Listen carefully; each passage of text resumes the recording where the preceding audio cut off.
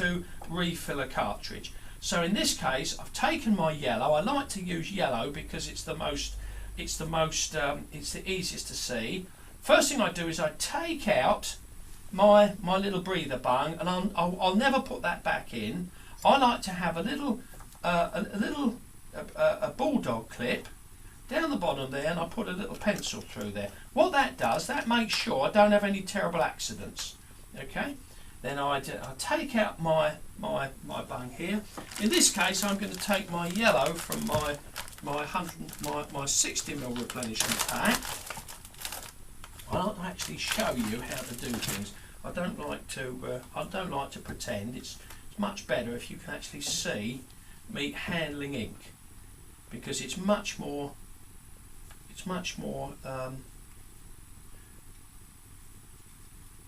It makes much more sense.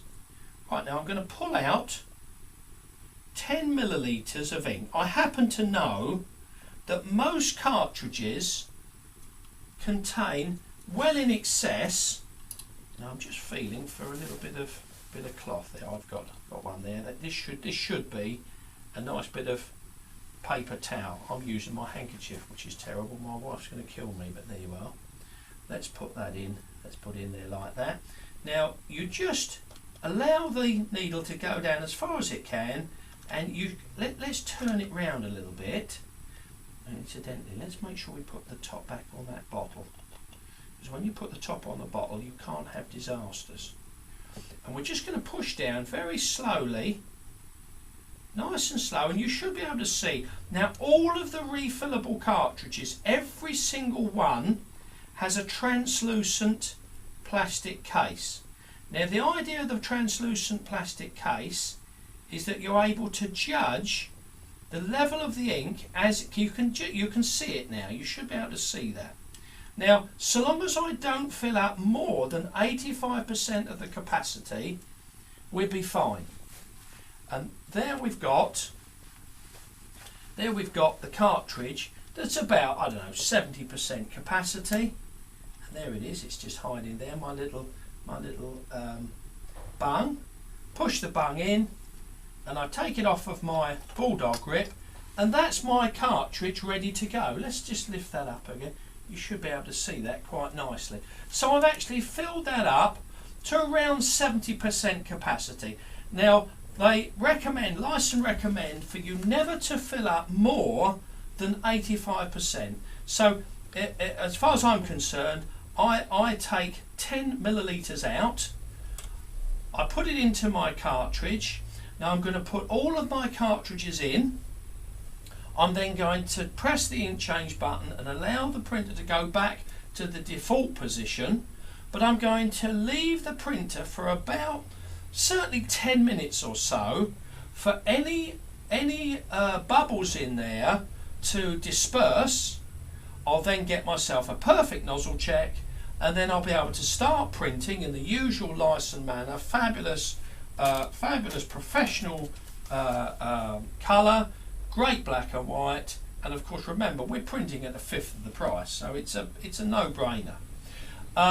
Once you've gone through and you're printing, I estimate around 50 A4s or around 25 A3s. We reckon by that time, 50 A4s, the level would have gone down a little bit. Not to the bottom, but we don't like to encourage people to actually use every little drop of the ink.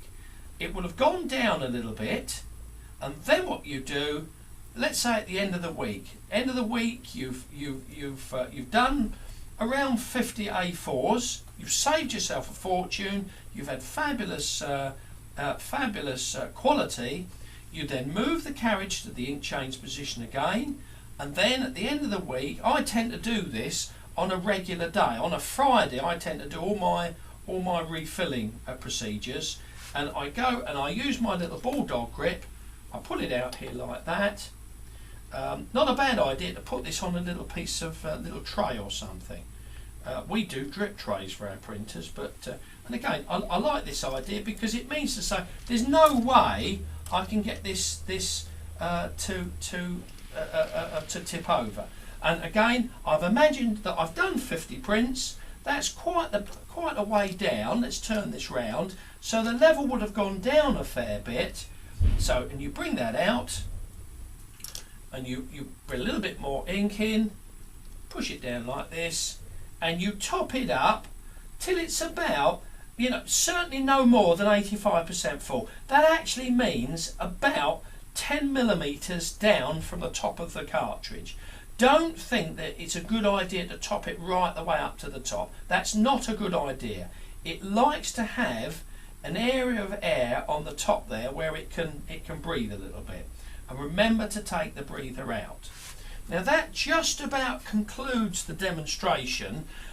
Incidentally, do you notice that, one criticism of refillable inks is, oh, I don't fancy doing that. It would be just too messy. I'd end up with ink everywhere. How awful. Well, can you see, I've not got any mess at all. I haven't got any ink on my hands.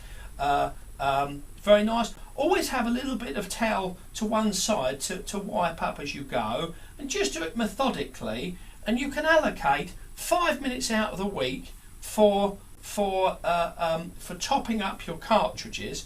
It's a small price to pay for a huge saving in your ink costs, and of course you're getting yourself up to the traditional Lyson fabulous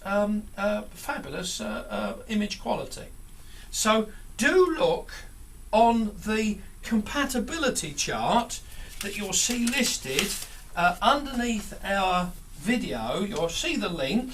Now this compatibility chart is updated virtually weekly, so your printer, if it's not listed at the moment, it may be listed in a few weeks' time. And also you can always email us in. My email address is john@marrott.com, and you can request a compatibility, and we can give you a judgment straight away. We'll contact the laboratory. The first thing we do is we make sure that the Lyson ink set, we contact the chemists and we confer with them to make sure that the ink is absolutely compatible with your particular printer. If it's not, we'll tell you. So the ink compatibility, and of course the availability of a guaranteed reliable refillable ink cartridge system.